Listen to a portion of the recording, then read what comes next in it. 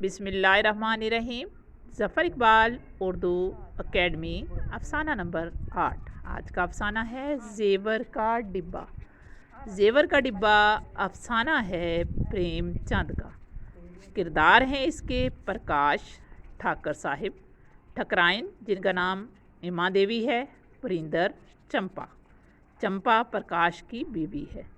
Theme गुर्बत बाज़ औक़ात चोरी तक ले जाती है, लेकिन अगर ज़मीर ज़िंदा हो तो वापसी का सफ़र बहुत आसान होता है। कहानी का खुलासा: बीए करने के बाद नौकरी ना मिलने की वजह से प्रकाश को ठाकर साहब के यहाँ 30 रुपये माहाना पर ट्यूशन पढ़ानी पड़ी। प्रकाश वरिंदर को ट्यूशन पढ़ाता था, जो ठाकर साहब का बेटा था। प्रकाश की बीवी भी तालीम याफ्ता और फैशन की शौकीन थी, मगर रूखी सूखी खाने पर मजबूर थी। ठाकर साहब प्रकाश की बहुत इज्जत करते थे। जहाँ तक अपना कुशादा पुख्ता मकान भी प्रकाश को दे रखा था और उससे कोई किराया नहीं देते थे। ठाकर साहब के बेटे वरिंदर की शादी के तमाम इंतज़ामात प्रकाश के ज़िम्मे लगाए गए और ज़ेवरात के डिब्बे देखकर उसकी नीयत ख़राब हो गई। प्रकाश रात के वक्त डिब्बे चोरी कर लेता है।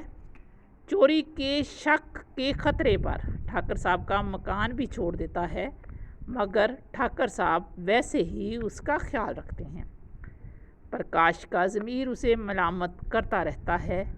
चंपा भी चोरी ज़ेवर का डिब्बा देखकर उसे ईमानदारी के बारे में रफ्ता रफ्ता दबे दबे लफ्ज़ों में समझाती है। एक बैंक में असिस्टेंट मैनेजर की सीट के लिए प्रकाश का इंतखाब हो जाता है और ज़रे ज़मानत जो कि 10,000 रुपये हैं वो ठाकर साहब जमा करवाते हैं।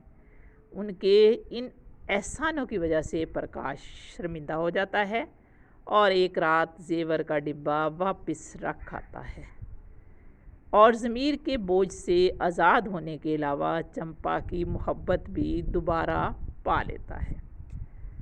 अफसाने में से इक़्तिबास: ज़ेवरों को अपने घर ले जाते हुए उसकी जान सूखी हुई थी, गोया के किसी अथाह गहराई में गिरा जा रहा हो। आज डिब्बे को लुटाकर उसे ऐसा मालूम हो रहा था जैसे वो एरोप्लेन पर बैठा हुआ फ़ज़ा में उड़ा जा रहा है, ऊपर ऊपर और ऊपर।